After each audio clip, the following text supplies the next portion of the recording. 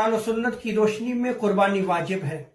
جیسا کہ اللہ تبارک و تعالیٰ نے قرآن مجید میں ارشاد فرمایا فَصَلِّ لِرَبِّكَ وَانْحَرْ، اے حبیب صلی اللہ تعالیٰ علیہ وسلم آپ نماز پڑھیے اور قربانی دیجیے۔ اس میں ونحر یہ امر کا صیغہ ہے،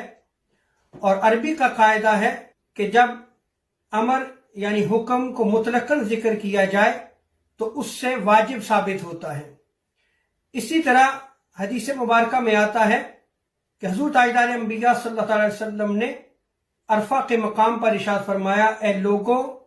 ہر گھر والے پر ہر سال قربانی کرنا واجب ہے۔ اور سیدنا ابو ہریرہ رضی اللہ تعالی عنہ کی روایت میں آتا ہے حضور تاجدار انبیاء صلی اللہ تعالی علیہ وسلم نے ارشاد فرمایا کہ جو صاحب وسعت ہے اور قربانی نہیں کرتا تو وہ ہماری عیدگاہ کے قریب نہ آئے۔